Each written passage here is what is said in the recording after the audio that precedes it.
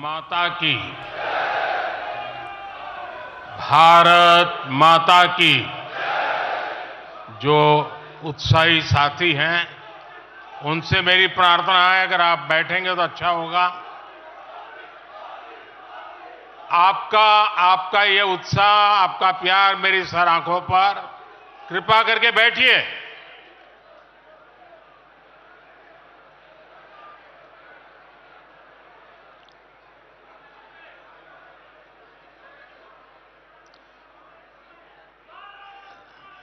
थोड़ी जगह कम पड़ रही है, मेरी सबसे प्रार्थना है, भले नीचे बैठना पड़े लेकिन अगर आप बैठेंगे तो अच्छा होगा। इधर इधर से मेरे साथियों से आग्रह है, आप यहां सुनाई देता है मेरी बात? सुनाई देती है?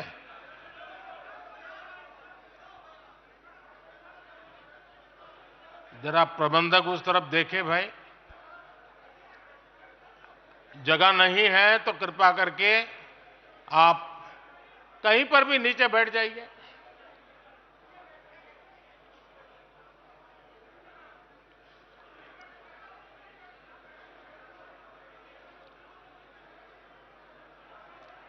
भारत माता की, भारत माता की। राष्ट्रीय अधिवेशन में यहां उपस्थित और देश के कोने कोने से जुड़े प्रत्येक भाजपा कार्यकर्ता का मैं अभिनंदन करता हूं।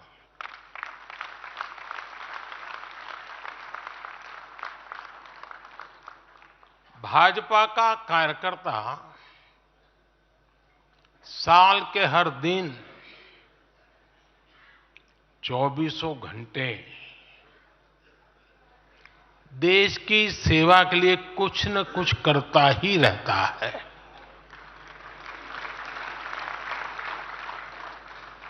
लेकिन अब अगले 100 दिन नई ऊर्जा, नया उमंग, नया उत्साह, नया विश्वास,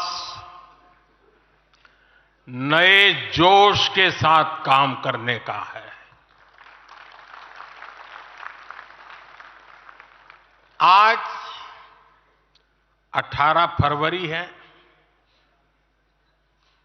और इस कालखंड में जो युवा 18 वर्ष के पड़ाव पर पहुंचे हैं, वो देश की 18वीं लोकसभा का चुनाव करने वाले हैं।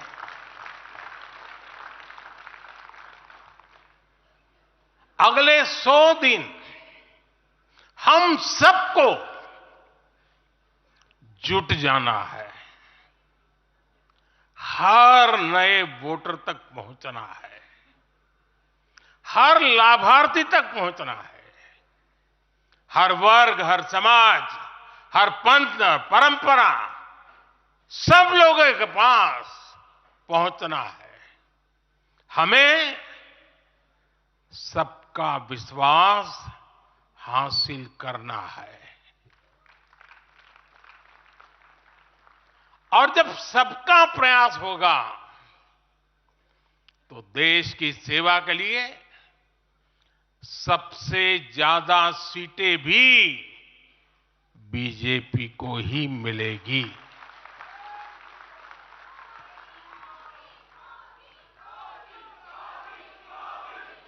और आज कल मुझे पदाधिकारियों के साथ बैठने का अवसर मिला। कल दोपहर से आप सबके साथ बैठने का अवसर मिला। मैं नड्डा जी को और उनकी पूरी टीम को और आप सबको बधाई देता हूं। जब मैं पदाधिकारियों की बैठक में साल भर के काम का रिपोर्टिंग सुन रहा था, मैं सचमुच में इतना प्रभावित हुआ कि भाजपा के कार्यकर्ता सत्ता में रहने के बावजूद भी समाज के लिए इतना करते हैं। दिन रात दौड़ते हैं, संकटों के बीच भी करते हैं और सिर्फ भारत मां की जय के लिए करते हैं। ये 2 दिन भी जो चर्चा हुआ, विचार विमर्श हुआ है, देश के उज्जवल भविष्य के लिए हमारे संकल्प को दृढ़ करने वाली हर बातें हुई है। मैं इस भव्य आयोजन के लिए प्रेरक विषयों के लिए आप सबको भी, देश भर के कार्यकर्ताओं को भी नड्डा जी के माध्यम से सबका अभिनंदन करता हूं। साथियों, आज मैं समस्त देशवासियों की तरफ से संत शिरोमणि आचार्य श्री 108 पूज्य विद्यासागर जी महाराज को श्रद्धापूर्वक, आदरपूर्वक नमन करते हुए श्रद्धांजलि देता हूं। उनके संलेखन समाधिस्थ होने की सूचना मिलने के बाद उनके अनुयायी शोक में हैं, हम सभी शोक में हैं और मेरे लिए तो यह एक व्यक्तिगत क्षति जैसा है। वर्षों तक मुझे व्यक्तिगत रूप से अनेक बार उनसे मिलने का, उनके दर्शन करने का, उनके मार्गदर्शन प्राप्त करने का अवसर मिला है। कुछ ही महीने पहले ऐसा ही मन कर गया था, मेरे प्रवास कार्यक्रम को बदल करके बहुत सुबह सुबह मैं उनके पास पहुंच गया था। तब पता नहीं था कि मैं दोबारा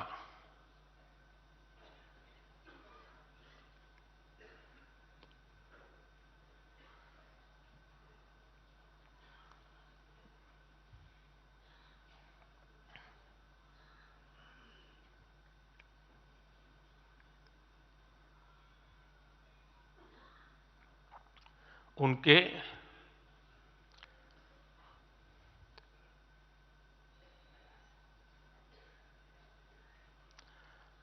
दर्शन नहीं कर पाऊंगा।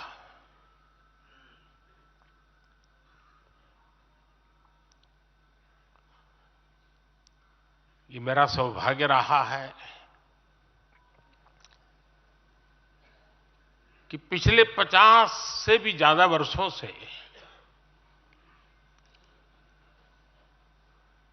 मुझे देश के गणमान्य आध्यात्मिक मूर्तियों के निकट रहने का, उनके आशीर्वाद पाने का अवसर रहा है और इसलिए मैं उस आध्यात्मिक जगत की उस शक्ति को भलीभांति जानता हूं, समझता हूं, अनुभव करता हूं। आपको सुनकर के आश्चर्य होगा कि वे तो दिगंबर परंपरा से थे।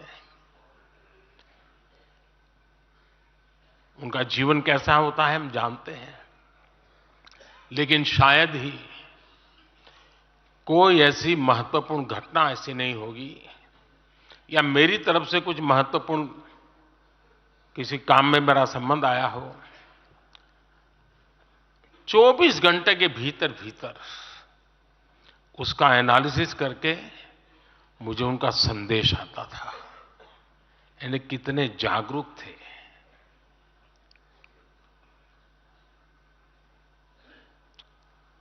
और अपनी विराट आध्यात्मिक यात्रा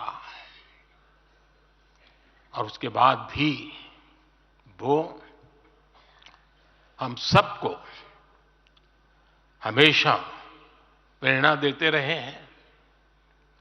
जीवन भर उतनी सौम्यता के साथ उनका लोगों को मिलना, उन्होंने हमारे युवाओं को परंपराओं से जोड़ा, गरीबों तक शिक्षा और स्वास्थ्य की सुविधाएं पहुंचाई। उनका पूरा जीवन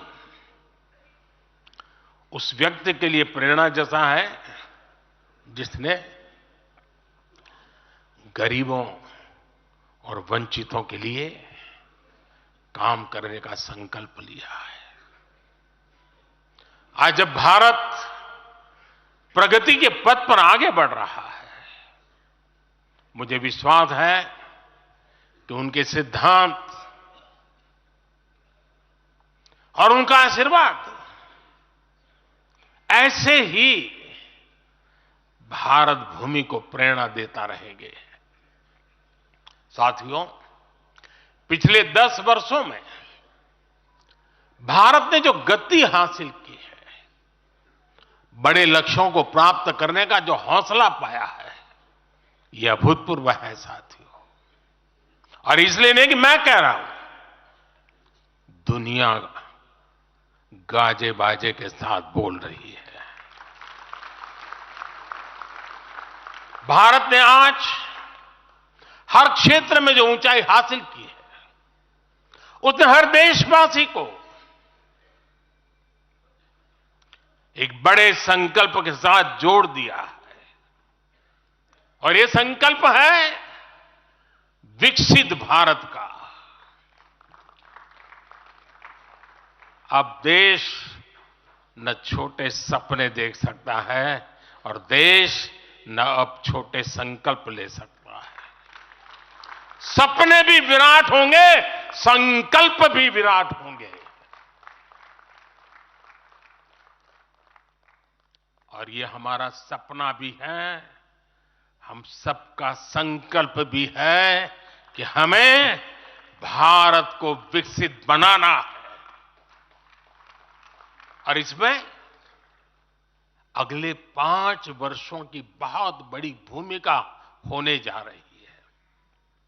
अगले 5 साल में भारत को पहले से भी कई गुना तेजी से काम करना है।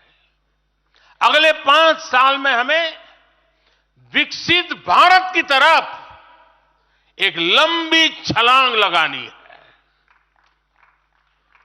लेकिन भाई और बहनों, सारे लक्ष्यों की प्राप्ति के लिए पहली शर्त है सरकार में भाजपा की जोरदार वापसी।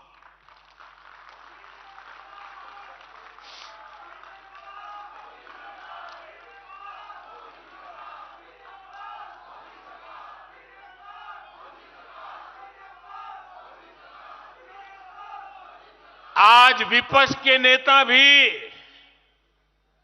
एनडीए सरकार 400 पार के नारे लगा रहे हैं।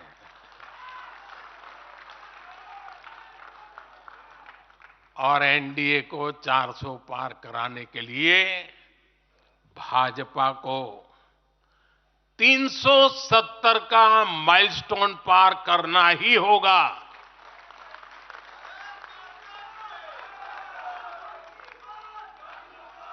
साथियों, कई बार लोग मुझसे कहते हैं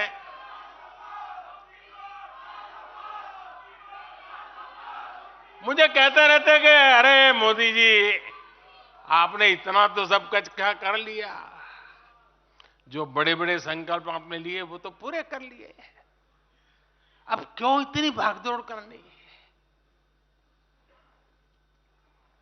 साथियों, पूरा देश मानता है 10 साल का बेदाग कार्यकाल और 25 करोड़ लोगों को गरीबी से बाहर निकालना ये सामान्य उपलब्धि नहीं है।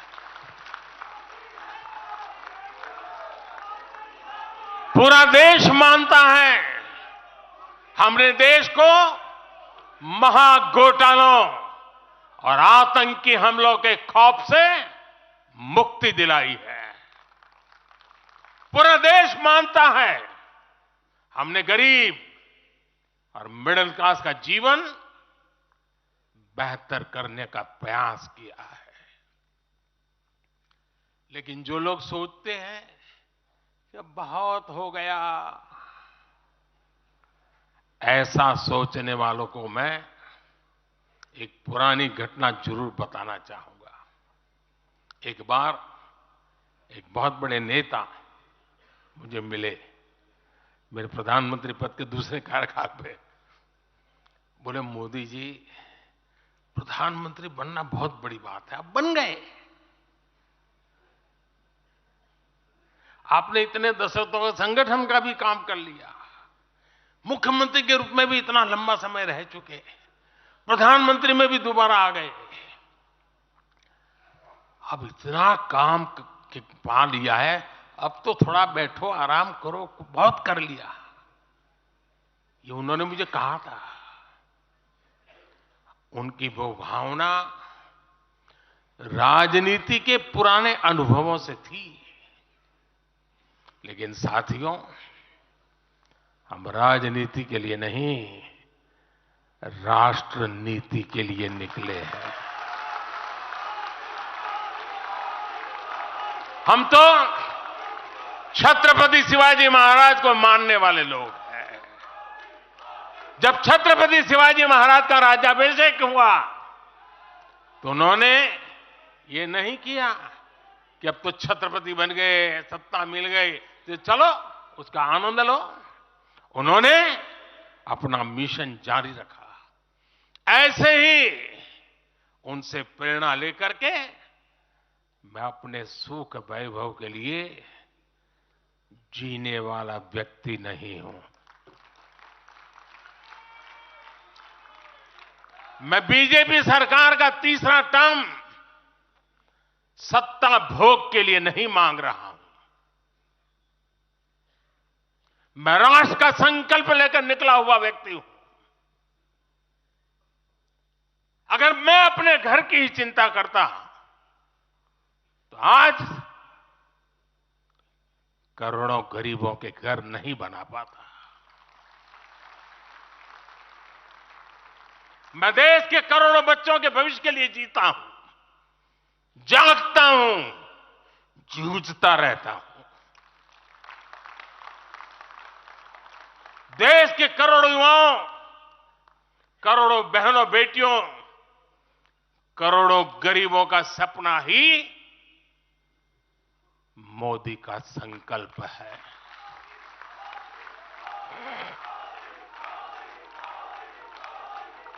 और इस संकल्प की पूर्ति के लिए ही हम सब सेवा भाव से दिन रात एक कर रहे हैं। 10 वर्षों में हमने जो हासिल किया, साथियों, वो तो एक पड़ाव मात्र है। मंजिल तक पहुंचने का एक नया विश्वास है। अभी हमें देश के लिए, कोटि कोटि भारतीयों के लिए, हर भारतीय का जीवन को बदलने के लिए बहुत कुछ हासिल करने का सपने हैं, संकल्प है, और उसके लिए बहुत से निर्णय भी बाकी है। साथियों, आज भाजपा युवा शक्ति, नारी शक्ति, गरीब और किसान की शक्ति को विकसित भारत के निर्माण की शक्ति बना रहा है। पहले लोगों को लगता था कि सरकारें बदलती हैं, व्यवस्था नहीं बदलती। हमने सच्चे अर्थ में सामाजिक न्याय की भावना से हर व्यवस्था को पुरानी सोच, पुरानी अप्रोच से बाहर निकाला। जिनको किसी ने नहीं पूछा, हमने उन्हें पूछा है। इतना ही नहीं, हमने उसको पूजा है। आदिवासियों में भी सबसे पिछड़ी जनजातियों को पहले किसी ने नहीं पूछा। हमने उनके लिए पीएम जनमन योजना बनाई। लाखों विश्वकर्मा परिवारों को किसी ने नहीं पूछा। हमने उनके लिए पीएम विश्वकर्मा योजना बनाई। रेहड़ी, ठेले, फुटपाथ पर काम करने वाले लाखों साथियों के बारे में किसी ने नहीं सोचा। हमने उनके लिए पीएम स्वनिधि योजना बनाई। साथियों, पहले की सरकारों ने महिलाओं के हितों की, उनके जीवन में आ रही परेशानियों की भी कभी चिंता नहीं की। हमारे यहां बेटियों को गर्भ में ही मार डालने की कितनी विराट समस्या थी। हमने इसके लिए सामाजिक चेतना, साथ साथ कड़े कानून दोनों का सहारा लिया। पहली बार देश में बेटी बचाओ बेटी पढ़ाओ जैसा एक जन आंदोलन चला, जिसका एक बहुत ही सार्थक प्रभाव हुआ। हमने बालिकाओं के, महिलाओं के पोषण पर विशेष बल दिया। हमने पोषण अभियान चलाया ताकि गर्भवती महिलाओं को उचित मदद मिल सके। स्वस्थ महिला ही स्वस्थ संतान को जन्म दे सकती है। गर्भ के समय महिलाओं को उचित पोषण मिले, इसके लिए मातृ वंदना योजना के तहत 3.25 करोड़ से अधिक बहनों को सीधी मदद दी। हमने सुरक्षित मातृत्व अभियान के तहत लगभग 5 करोड़ गर्भवती महिलाओं को हेल्थ चेकअप किया। प्रयास यही था कि माता और शिशु दोनों के जीवन पर पहले जो खतरे रहते थे उन्हें कम किया जा सके। 2014 से पहले महिला सुरक्षा को लेकर कितनी चिंताएं होती थी। हर कोई चिंतित रहता था। हमने रेप, बलात्कार ऐसे अपराधों को, संगीन अपराधों में फांसी की सजा सुनिश्चित की। ऐसे मामलों का तेजी से निपटारा हो, इसके लिए भी विशेष व्यवस्थाएं बनाई। साथियों, मैं देश का पहला प्रधानमंत्री हूं जिसने शौचालय जैसे विषय को लाल किले से उठाया। मैं देश का पहला प्रधानमंत्री हूं जिसने महिलाओं के खिलाफ अपशब्दों पर लाल किले से नाराजगी व्यक्त की थी। नारी गरिमा, नारी सम्मान हमारे लिए सर्वोपरि है। मुझे गर्व है कि पिछले 10 वर्षों में भाजपा सरकार ने महिलाओं का जीवन आसान बनाने के लिए अनेक कदम उठाए हैं। हमने 10 करोड़ उज्ज्वला गैस कनेक्शन दिया। हमने 4 करोड़ घर बनवाए, जिनमें 3 करोड़ से ज्यादा घर महिलाओं के नाम रजिस्टर हुए। हमने महिलाओं के नाम 3 करोड़ से ज्यादा घर रजिस्टर करवाकर उनको घर की मालकिन बनाया। हमने 10 करोड़ परिवारों की बहनों को पहली बार नल से जल दिया। हमने 12 करोड़ परिवारों की बहनों को टॉयलेट दिया। और टॉयलेट वो 4 दीवारी नहीं है, इज्जत घर है। हमने 1 रुपए में सुविधा सैनिटरी पैड्स की योजना शुरू की। हमने 25 करोड़ से ज्यादा महिलाओं के बैंक अकाउंट खोले। हमने 30 करोड़ से अधिक मुद्रा लोन महिला लाभार्थियों को दिए। साथियों, बहनों को आर्थिक रूप से सशक्त करने के लिए, बेटियों को नौकरी करने में आसानी हो, इसके लिए हमने अनेक कदम उठाए। हमने सेल्फ हेल्प ग्रुप से 10 करोड़ बहनों को जोड़ा। हमने 1 करोड़ बहनों को लखपति दीदी बनाया। खादी को जो फिर से नया जीवन मिला है, उसका फायदा भी सबसे अधिक गांव की बहनों को ही हुआ है। हमने प्रेगनेंसी लीव को बढ़ाकर 26 हफ्ते किया। पहले फैक्ट्रियों में या दूसरी जगहों पर महिलाओं को नाइट शिफ्ट पर काम करने के लिए अनेक अड़चनें थी। हमने श्रम कानूनों में सुधार करके उनको भी दूर किया। हमने पैरामिलिट्री फोर्सेस में महिलाओं की भर्ती 2 गुने से अधिक की। हमने सेनाओं के अग्रणी मोर्चों में महिलाओं की तैनाती को सुनिश्चित किया। हमने सैनिक स्कूलों और मिलिट्री एकेडमी के दरवाजे बेटियों के लिए खोल दिए। साथियों, इस बार 26 जनवरी को कर्तव्य पथ भारत की नारी शक्ति से पूरे देश को प्रेरणा दे रहा था। साथियों, आने वाले समय में हमारी माताओं, बहनों, बेटियों के लिए अवसर ही अवसर आने वाले हैं। मिशन शक्ति से देश में नारी शक्ति की सुरक्षा और सशक्तिकरण का संपूर्ण इकोसिस्टम बनेगा। अब 15,000 महिला सेल्फ हेल्प ग्रुप को ड्रोन मिलेंगे। ड्रोन दीदी खेती में वैज्ञानिकता और आधुनिकता लाएगी। अब देश में 3 करोड़ महिलाएं लखपति दीदी बनाई जाएगी। पीएम विश्वकर्मा योजना से परंपरागत कला और शिल्प से जुड़ी बहनें सशक्त होगी। नई नेशनल एजुकेशन पॉलिसी से बेटियों को शिक्षा और स्किल के मामले में सबसे अधिक फायदा होगा। गांव के पास ही बेहतर स्पोर्ट्स इंफ्रास्ट्रक्चर बने, बेटियां हमारी स्पोर्ट्स में कमाल करेगी। साथियों, आज जब मैं बीते 10 वर्षों की तरफ नजर डालता हूं तो कितना ही कुछ याद आता है।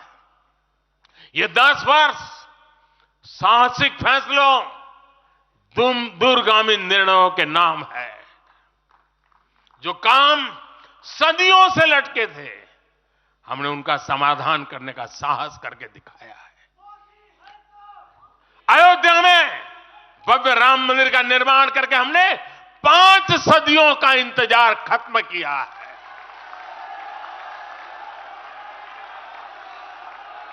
गुजरात के पावागढ़ में 500 साल बाद धर्म ध्वजा फहराई गई है। 7 दशक बाद हमने करतारपुर साहब राहदारी खोली है। 7 दशक के इंतजार बाद देश को आर्टिकल 370 से मुक्ति मिली है। लगभग 6 दशक बाद राजपथ कर्तव्य पथ के नए स्वरूप में सामने आया है। 4 दशक बाद आखिरकार 1 रैंक 1 पेंशन की मांग पूरी हुई है। 3 दशक बाद आखिरकार देश को नई राष्ट्रीय शिक्षा नीति मिली है। 3 दशक बाद आखिरकार लोकसभा और विधानसभा में महिलाओं को आरक्षण मिला है। 3 तलाक की बुराई के लिए विरुद्ध कड़ा कानून बनाने का साहस भी हमने दिखाया है। दशकों से नए संसद भवन की जरूरत महसूस हो रही थी, उसे हमने ही पूरा किया। यह प्रत्येक भाजपा कार्यकर्ता का सौभाग्य है कि वैसी अनेक सिद्धियों का निमित्त बन सके। साथियों, कोई भी देश हो, वो अपना भविष्य तभी संवार सकता है जब वह अपने इतिहास को सहज कर रखता है।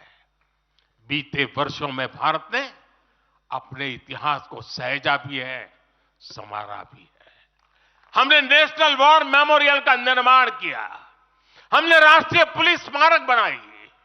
हमने अंडमान में नेताजी सुभाष और परमवीर चक्र विजेताओं के नाम पर द्वीपों का नामकरण किया। हमने दांडी में नमक सत्याग्रह का आधुनिक स्मारक का निर्माण किया। हमने बाबा साहब आंबेडकर से जुड़े पंच तीर्थ को विकसित किया। हमने रांची में भगवान बिरसा मुंडा की स्मृति में म्यूजियम बनाया। सरदार पटेल को समर्पित स्टैच्यू ऑफ यूनिटी हमारे कार्यकाल में बनी। 31 अक्टूबर को राष्ट्रीय एकता दिवस हमारी सरकार ने घोषित किया। 15 नवंबर को जनजातीय गौरव दिवस के रूप में घोषित करने का अवसर हमें मिला। 14 अगस्त को विभाजन विभीषिका दिवस के रूप में याद करने का निर्णय हमारी सरकार ने लिया। 26 दिसंबर को हमने साहिबजादों की स्मृति में वीर बाल दिवस घोषित किया। 26 नवंबर को संविधान दिवस घोषित करने का फैसला भी हमारी सरकार ने किया और 21 जून को संयुक्त राष्ट्र ने इंटरनेशनल योगा डे भी हमारी ही सरकार के प्रयासों से घोषित किया। साथियों, विपक्ष के हमारे दल भले ही योजनाओं को पूरा करना न जानते हो, लेकिन झूठे वादे करने में इनका कोई जवाब नहीं रहा है। बावजूद इसके आज एक वायदा करने से ये सारे राजनीतिक दल घबराते हैं। एक भी राजनीतिक दल के मुंह से नहीं सुना होगा आपने। जो वायदा हम कर रहे हैं ना, इसका जिक्र तक करने का उनमें सामर्थ्य नहीं है।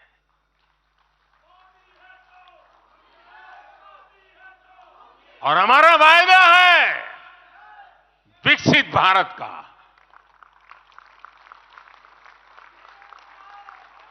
इन लोगों ने स्वीकार कर लिया है कि ये लोग भारत को विकसित नहीं बना सकते।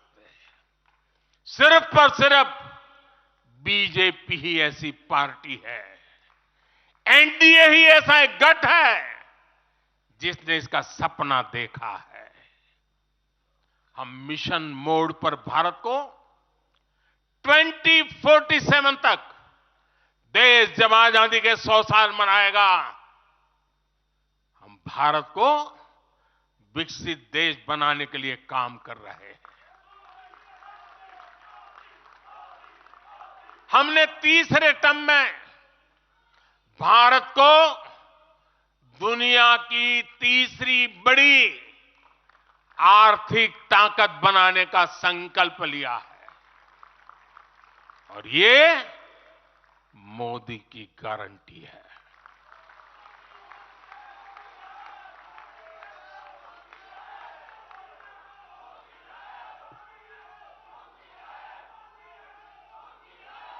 और जब मैं भारत को तीसरी आर्थिक ताकत बनाने की बात करता हूं, तो उसका मतलब भी बहुत गहरा है।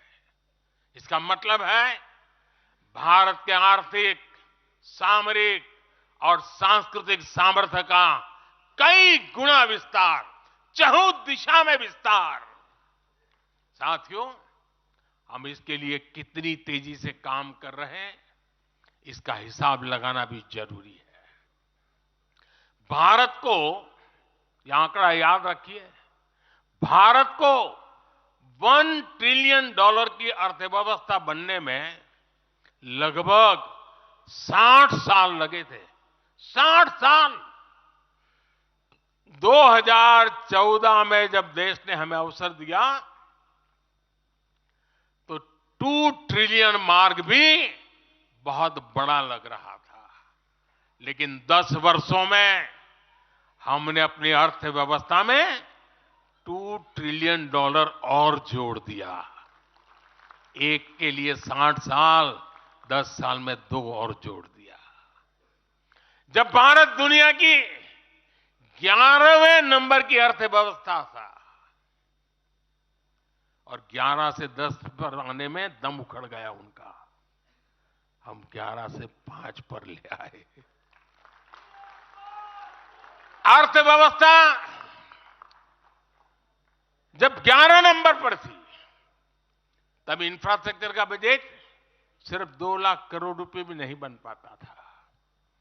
आज भारत 5वें नंबर की अर्थव्यवस्था है, तो भारत का इंफ्रा बजट 11 लाख करोड़ को पार कर चुका है। इसी वजह से आज गरीबों को 1 करोड़ों घर बन रहे हैं। आज गरीबों के घर तक पानी पहुंच रहा है। आज देश में रिकॉर्ड मेडिकल कॉलेज, अस्पताल, यूनिवर्सिटीज बन रहे हैं। गांव तक की सड़कें बन रही हैं। जब भारत दुनिया की टॉप 3 अर्थव्यवस्थाओं में आएगा, तो आप कल्पना कर सकते हैं कि विकास कार्यों के लिए हमारे पास कितनी ज्यादा पूंजी होगी। इसलिए भारत के टॉप 3 इकोनॉमी में आने का मतलब है भारत के हर परिवार का जीवन स्तर सुधरेगा। भारत के हर परिवार की आय बहुत अधिक बढ़ जाएगी। भारत का पब्लिक ट्रांसपोर्ट और आधुनिक बनेगा। भारत में रोजगार के लिए नए सेक्टर खुलेंगे, रोजगार के और ज्यादा मौके मिलेंगे।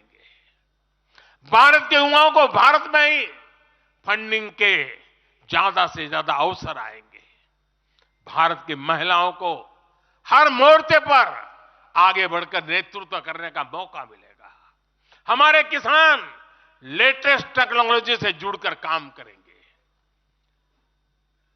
कृषि उत्पाद में वैल्यू एडिशन करेंगे।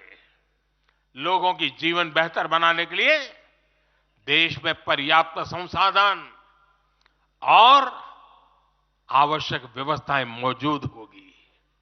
साथियों, मुझे खुशी है कि आज विकसित भारत अभियान की बागडोर भी भारत के युवाओं ने संभाली है।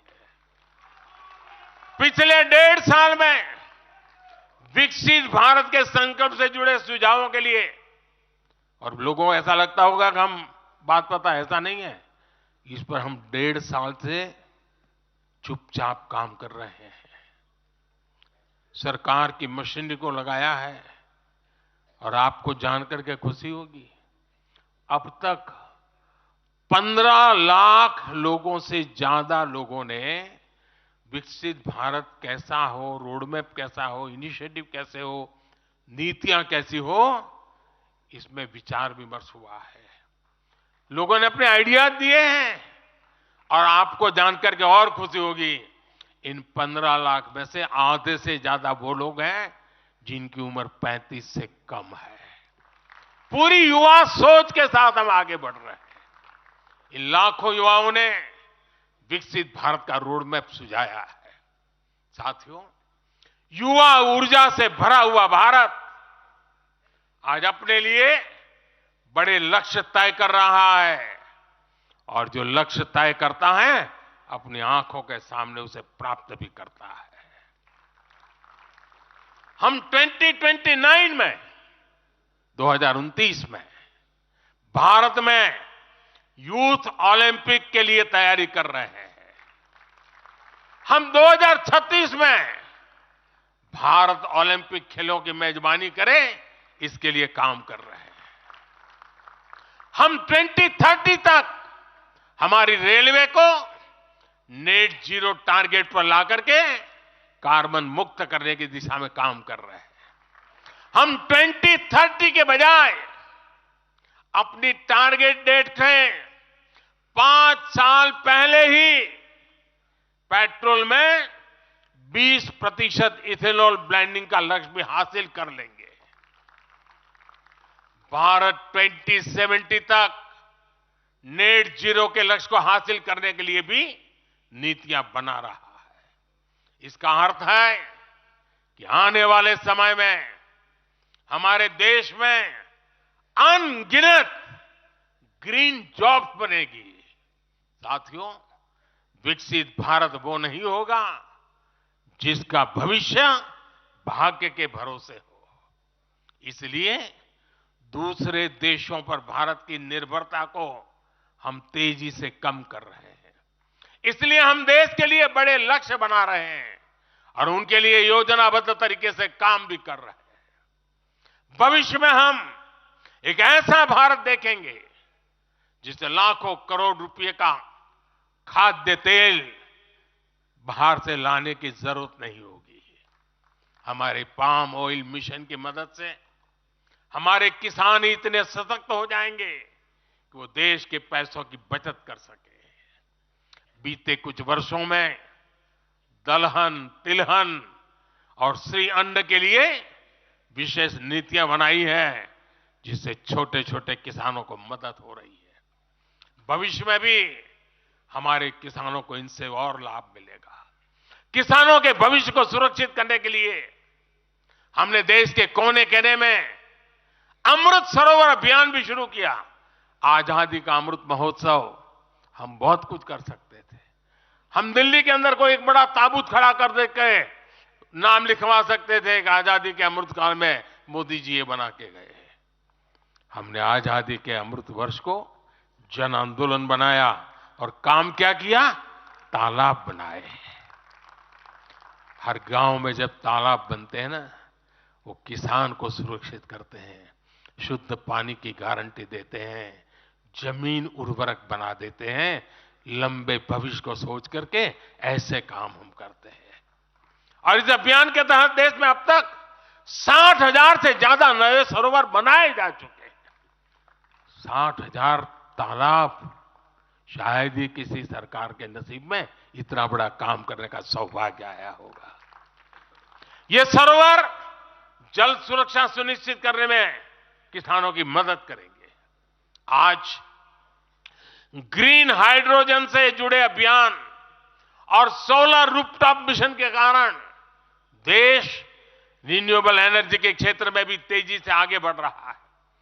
बहुत जल्द भारत दुनिया का सेमीकंडक्टर हब बनेगा और इससे पूरी दुनिया में नई कंप्यूटिंग रिवॉल्यूशन को भी भारत गति देने का निमित्त बनने वाला है। पोर्ट लेड ग्रोथ से पब्लिक ट्रांसपोर्ट तक आने वाले समय में हर क्षेत्र को नई ऊंचाई मिल सकेगी। साथियों, भाजपा आज देश का एकमात्र दल है जो एक भारत श्रेष्ठ भारत की भावना के प्रति इतना आग्रही भी है और इतना समर्पित भी है। मैं पिछले महीने के अपने अनुभवों को भी कभी भूल नहीं सकता। इस दौरान मुझे भगवान श्री राम से जुड़े कई स्थानों में भ्रमण करने का अवसर मिला। मेरा 11 दिन का अनुष्ठान चल रहा था। उस अनुष्ठान के दरमियान मैं नासिक, लेपाक्षी, त्रिप्रयार, श्रीरंगम, रामेश्वरम, धनुषकोडी, मैं इन जगहों पर एक सामान्य साधक के तौर पर गया था। इस दौरान मुझे दक्षिण भारत के विभिन्न क्षेत्रों में लोगों से जो स्नेह मिला, आशीर्वाद मिले, मैं उसका शब्दों में बयान नहीं कर सकता और पॉलिटिकल पंडितों के पैरामीटर में कभी आ भी नहीं सकता है जी। जब मैं सड़कों से गुजर रहा था, लोग अपने वचन से, अपने भावों से मुझ पर अपना आशीर्वाद बरसा रहे थे। इस दौरान मुझे कंब रामायण का पाठ सुनने का अवसर मिला। ये ठीक उसी जगह पर हुआ जहां महान कवि कंबन ने 800 वर्ष पहले अपने रामायण की रचना की थी। आप कल्पना कर सकते हैं उसी स्थान पर बैठ करके जब मैं कंब रामायण सुन रहा था, उस भाव विश्व को मैं ही अनुभव कर सकता हूं। एक ऐसा अद्भुत क्षण था जिसमें एक भारत श्रेष्ठ भारत की भावना पूरी तरह समाहित थी। मुझे विश्वास है कि आप सभी ने भी कम अधिक मात्रा में इसे महसूस किया होगा। हम हमेशा विभिन्न तरीके से देशवासियों को करीब लाने का निरंतर प्रयास करते हैं। एकता के सूत्र में बांधने के लिए हमारी कोशिश रहती है। चाहे संयुक्त राष्ट्र में पहली बार जाकर के कोई तमिल में बोलता है, जगत गुरु बसवेश्वरा का संदेश दूर दूर तक पहुंचाने के लिए हम लेके जाते हैं। काशी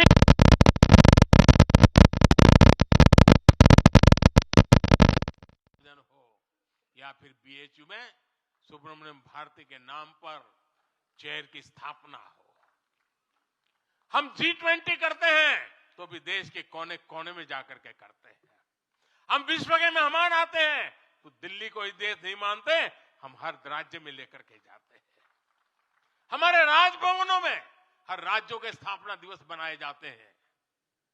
कोई भी राज्य भवन होगा, नागालैंड का भी वहां स्थापना दिवस मनाया जाएगा और गुजरात का भी मनाया जाएगा, महाराष्ट्र का भी मनाया जाएगा, गोवा का भी मनाया जाएगा। हर राजभवन में राष्ट्रीय एकता का एक प्रकार से उत्सव बना दिया जाता है। हम अपनी विविधता को सेलिब्रेट करते हैं। एक भारत श्रेष्ठ भारत की भावना हमारे दिल के बहुत करीब है। इसे मजबूत बनाने के लिए हम काम करते हैं। साथियों, एक भारत श्रेष्ठ भारत की भावना हमारी गवर्नेंस में भी दिखाती है। हर क्षेत्र के विकास पर हमारा पूरा फोकस है। नॉर्थ ईस्ट का उदाहरण आपके सामने है। पहले की सरकारों में नॉर्थ ईस्ट को पूरी तरह अनदेखा कर दिया गया क्योंकि पार्लियामेंट की सीटें कम है, उनका इंटरेस्ट नहीं था। हम वोट और सीटों के हिसाब से काम नहीं करते, मेरे लिए तो मेरे देश का हर कोना समृद्ध हो, विकसित हो, ये हमारा भाव है। आज चाहे सियाचिन हो या फिर देश के आकांक्षी जिले हो, कोई हमसे दूर नहीं है। वो गांव जिन्हें पहले आखिरी गांव कहा जाता था, हमारे लिए देश के वो पहले गांव बन गए। और मेरे सारे कैबिनेट के मंत्री उन गांवों में रात बिता करके आए। कुछ मंत्रियों को तो -15 डिग्री में रात को रुकना पड़ा वहां, क्योंकि हम आत्मसात करना चाहते हैं। हमारे लिए देश का हर हिस्सा महत्वपूर्ण है, हर हिस्से पर हमारा फोकस है। साथियों, जो भी राजनीति में दिलचस्पी रखता है और जिसके लिए लोकतांत्रिक मूल्य प्रमुख रहते हैं, वो भी अगर न्यूट्रल है तो पब्लिकली हमारी प्रशंसा करते हैं, न्यूट्रल नहीं है तो खानगी में तो कर ही देते हैं। इसकी एक बड़ी वजह है, हमने समय के साथ खुद को सकारात्मकता के साथ बदलने का प्रयास किया है। हमने अपनी राजनीतिक व्यवस्था को नए और आधुनिक विचारों के लिए खुला रखा है। आजादी के बाद वर्षों तक जिन्होंने हमारे देश पर शासन किया, उन्होंने एक व्यवस्था बना दी थी। उस व्यवस्था में कुछ बड़े परिवारों के लोगों को ही सत्ता के केंद्र में रहे, उनके आसपास रहने वाले लोगों को ही राजनीतिक ताकत मिलती रही। अहम पदों पर परिवार के करीबियों को ही आगे बढ़ाया गया। हमने इस व्यवस्था को भी बदल दिया। हमने नए लोगों को मौका दिया कि वो हमारी व्यवस्था का हिस्सा बने और परिणाम ला करके दिखाएं। इससे व्यवस्था में नयापन आया और इसका लोकतांत्रिक स्वरूप कायम रहा। हमारी कैबिनेट में रिकॉर्ड संख्या में नॉर्थ ईस्ट के मंत्री हैं। नागालैंड से पहली बार एक महिला राज्यसभा में सांसद बन गई है। हमें गर्व है कि हमने पहली बार त्रिपुरा के व्यक्ति को काउंसिल ऑफ मिनिस्टर्स के अंदर स्थान दिया है। पहली बार हमारी सरकार में अरुणाचल प्रदेश को कैबिनेट मिनिस्टर मिला है। पहली बार गुर्जर मुस्लिम को राज्यसभा के लिए नॉमिनेट किया गया है। हमारी सरकार में ही गोवा से कैबिनेट मंत्री बनाया गया।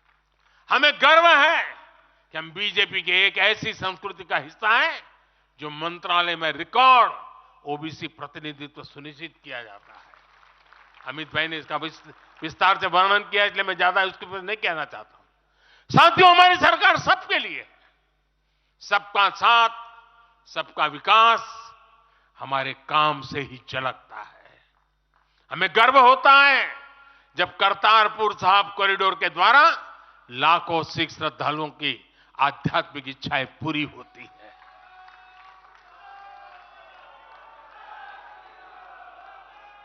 अब कल्पना कीजिए, 70 साल तक भारत की सीमा में रह करके हमारे सिख पंथ के अनुयायी दूरबीन से पाकिस्तान के अंदर करतारपुर साहिब के दर्शन करते थे।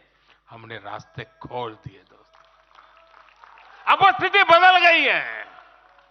हमने लंगर की वस्तुओं से जीएसटी भी हटा दिया। हमने स्वर्ण मंदिर के लिए एफसीआर रजिस्ट्रेशन सुनिश्चित किया, जिससे विदेशियों को सेवा करने का अवसर मिला है।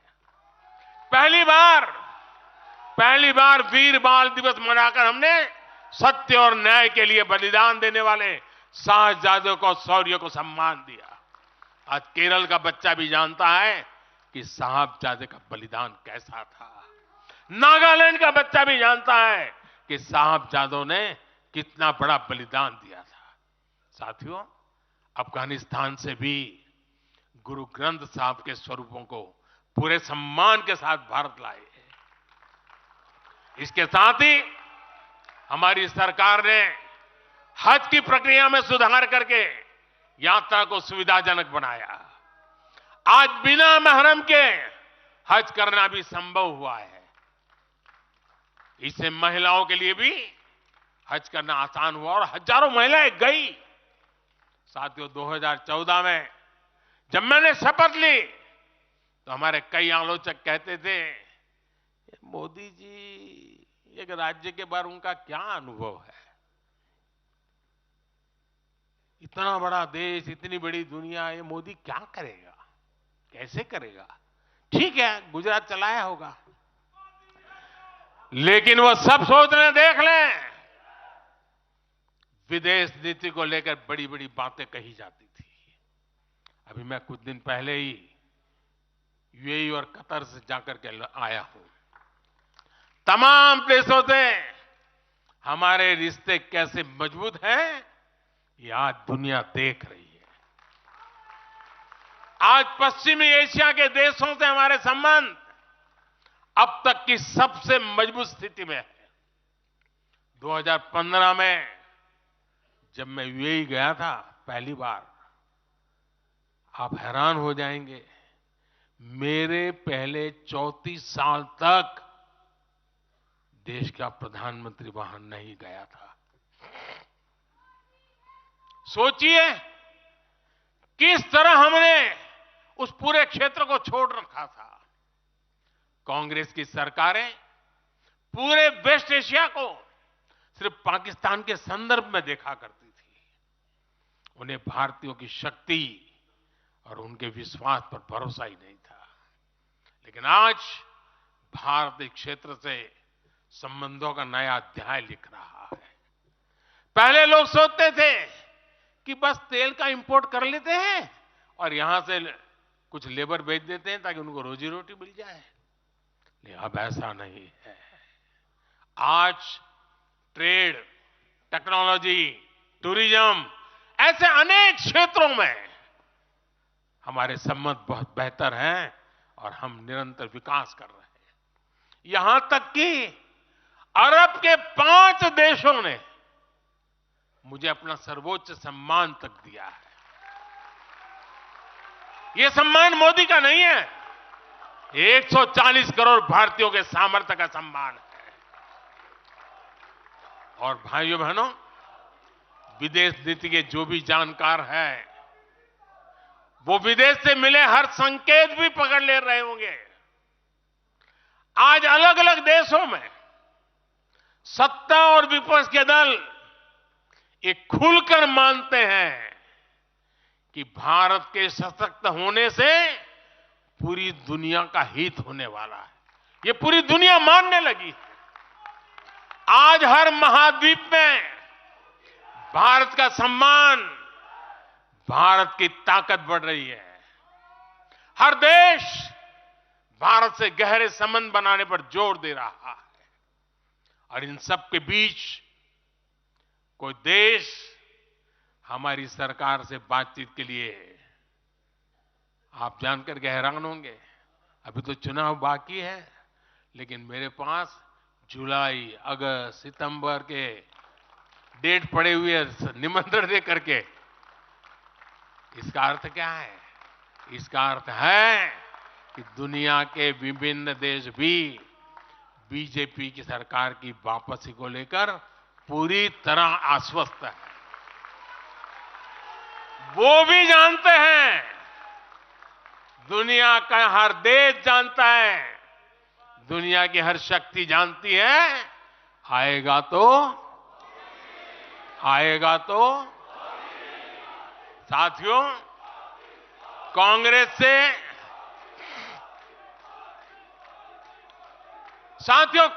से देश को बचाना, देश के हर नागरिक को बचाना, हमारे बच्चों का, हमारे युवाओं का भविष्य बचाना बीजेपी के प्रत्येक कार्यकर्ता का दायित्व है। कांग्रेस का ट्रैक रिकॉर्ड हम सभी के सामने है। कांग्रेस अस्थिरता की जननी है। कांग्रेस परिवारवाद की जननी है। कांग्रेस भ्रष्टाचार की जननी है और कांग्रेस तुष्टीकरण की भी जननी है। 70 के दशक में जब देश में कांग्रेस के विरुद्ध गुस्सा बढ़ना शुरू हुआ तो खुद को बचाने के लिए उसने अस्थिरता का सहारा लिया। हर नेता की सरकार कांग्रेस ने अस्थिर की। आज यहां प्रस्ताव के समय इसकी चर्चा आई है तो मैं ज्यादा उसके लिए कहता नहीं हूं। आज भी ये लोग अस्थिरता पैदा करने के लिए नई नई साजिशें कर रहे हैं। इन लोगों ने मिलकर जो गठबंधन बनाया है उसकी भी यही पहचान है। कांग्रेस के पास विकास का एजेंडा नहीं है, फ्यूचर का रोड मैप नहीं है। ये देश को कभी भाषा के आधार पर तो कभी क्षेत्र के आधार पर बांटने में जुटे हुए हैं। साथियों, कांग्रेस का एक सबसे बड़ा पाप ये रहा है कि वो देश की सेनाओं का मनोबल तोड़ने से भी पीछे नहीं रहे। भारत की राष्ट्रीय सुरक्षा और सामरिक शक्ति को नुकसान पहुंचाने में कांग्रेस ने कोई कसर नहीं छोड़ी है। जब भी देश के रक्षा क्षेत्र में कोई बड़ा काम हुआ, जब हमारी सेनाओं ने कोई उपलब्धि हासिल की, कांग्रेस ने हर बार उन पर सवाल उठाए। आप सिर्फ सोचिए कि 5 साल पहले इन लोगों ने क्या कहा था। इन लोगों ने हर कोशिश की कि हमारी वायुसेना को राफेल जैसे एडवांस एयरक्राफ्ट न मिल पाए। इन्होंने अप्रचार किया कि हिंदुस्तान एरोनॉटिकल लिमिटेड को, HAL को खत्म किया जा रहा है। ये लोग तो HAL के बाहर फोटो तक खींचवाने के लिए चले गए थे। लेकिन देखिए HAL आज कैसे धूमधाम से आगे बढ़ रहा है। आज देखिए कितने सारे ऑर्डर आज उनके यहां बुक किए गए हैं। आज जरा देखिए HAL का मार्केट वैल्यू कितना बढ़ गया है। ये वही लोग हैं जिन्होंने हमारी सेनाओं के सर्जिकल स्ट्राइक करने पर उनके पराक्रम पर सवाल खड़ा कर दिया। जब एयर स्ट्राइक हुई तो उसकी सफलता के प्रमाण मांगे जाने लगे। कांग्रेस भारतीय सेनाओं के अपमान का कोई मौका नहीं छोड़ती। साथियों, कांग्रेस कितनी कंफ्यूज है इसका उदाहरण मैं आपको देना चाहता हूं। कांग्रेस में लड़ाई चल रही है और बड़ी तगड़ी लड़ाई चल रही है, लेकिन मजा यह है कि सिद्धांतों की नहीं चल रही है, योजनाओं को समझ में नहीं चल रही है। लड़ाई क्या चल रही है आपको जानकर के आश्चर्य होगा। क्या लड़ाई है? कांग्रेस में एक वर्ग है जो कहता है कि मोदी से तीखी नफरत करो, मोदी पर व्यक्तिगत आरोप लगाओ, मोदी की छवि खराब करने के लिए हर हथकंडे अपनाओ। एक वर्ग है। कांग्रेस के अंदर एक दूसरा वर्ग भी है जो कांग्रेस की मूल परंपराओं से निकला हुआ है, जो कहता है कि मोदी पर व्यक्तिगत आरोप, नफरत से कांग्रेस को बाहर निकालो, इससे कांग्रेस को और ज्यादा नुकसान होता है। यानी कांग्रेस हमसे सैद्धांतिक मुद्दों पर लड़ाई नहीं लड़ रही है। कांग्रेस इतनी हताश है कि उसमें सैद्धांतिक विरोध, वैचारिक विरोध का साहस भी नहीं बचा। इसलिए गाली गलौज और मोदी पर झूठे आरोप ही उनका एकमात्र एजेंडा बन गया है। साथियों, लाल किले से मैंने कहा था यही समय है, यही समय है, यही समय है। भारत के इतिहास में आज वो समय आ गया है जब हमें अपने देश का भाग्य बदल देना है। और साथियों, मैंने देशवासियों को लाल किले से कहा था और आपको तो कई बार कह चुका हूं। मैंने देशवासियों को कहा था कि अगर आप 10 घंटे काम करेंगे तो मोदी 11 घंटे काम करेगा। अगर आप 12 घंटे काम करेंगे तो मैं 13 घंटे काम करूंगा। अगर आप 14 घंटा काम करेंगे तो मैं 15 घंटे काम करूंगा। मेरे साथियों, देश भर के मेरे कार्यकर्ताओं, देश भर के मेरे देश को उज्जवल भविष्य के लिए आशा लगाकर बैठे हुए लोगों से मैं कहना चाहूंगा, आने वाले 100 दिनों तक बीजेपी के हर कार्यकर्ता को अपने लिए नए लक्ष्य बनाने होंगे, उन्हें प्राप्त करना होगा। बीते वर्षों में भाजपा सरकार की योजनाओं का लाभ करोड़ों लाभार्थियों को मिला है। हमें हर लाभार्थी तक पहुंचना है। और मेरी एक व्यक्तिगत प्रार्थना है, करोगे? जरा हाथ ऊपर करके बताइए, करोगे? करोगे? हर लाभार्थी के पास जाइए, उनको कहना कि प्रधान सेवक नरेंद्र मोदी ने उन्हें प्रणाम कहा है।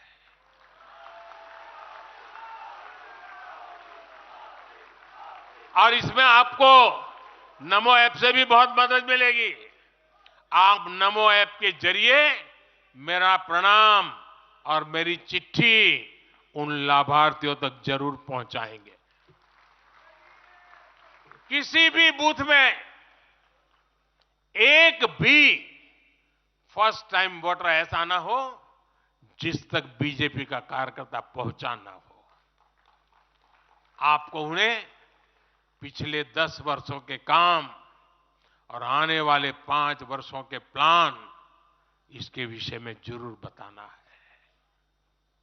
मैं आपको उन्हें नमो ऐप पर विकसित भारत का ब्रांड एम्बेसडर बनाने के लिए हमें उसको जोड़ना है। वो हमारा एम्बेसडर है। मतदान के दिन इन सभी मतदाताओं को बूथ पर लाकर हमें कमल निशान पर मतदान करवाना है और जहां एनडीए के साथी हो उनके निशान पर मतदान करवाना है। साथियों, हमें याद रखना है, हमें सिर्फ सरकार बनाने के लिए लोगों को नहीं जोड़ना, बल्कि देश बनाने के लिए भी तो लोगों को जोड़ना है। जो किसी भी कारण से अभी भी भाजपा से दूर है, उन तक हमें पहुंचना है। सबका साथ, सबका विकास ही हमारा मंत्र है। हमारे स्वतंत्रता सेनानियों ने जो सपने देखे थे, अब उन्हें पूरा करने का समय आ गया है। और इसके लिए भाजपा जरूरी है। इसके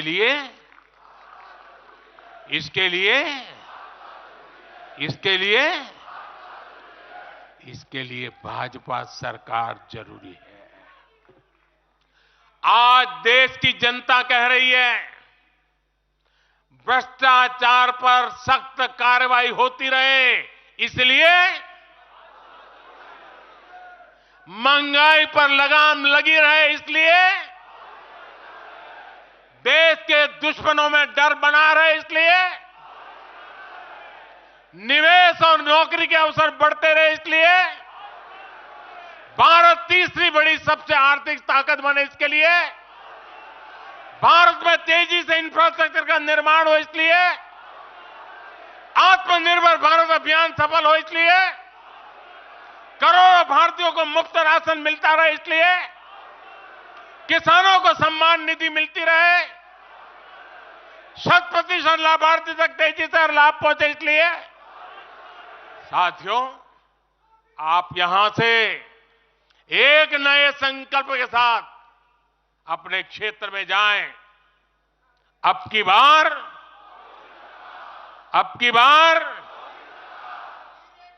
400 पार, अब की बार इस मिशन पर हमें जुट जाना है।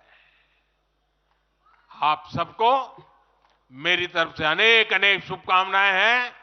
मेरे साथ बोले, भारत माता की, भारत माता की, भारत माता की। मैं समझता हूं अभी वंदे मातरम होने वाला है।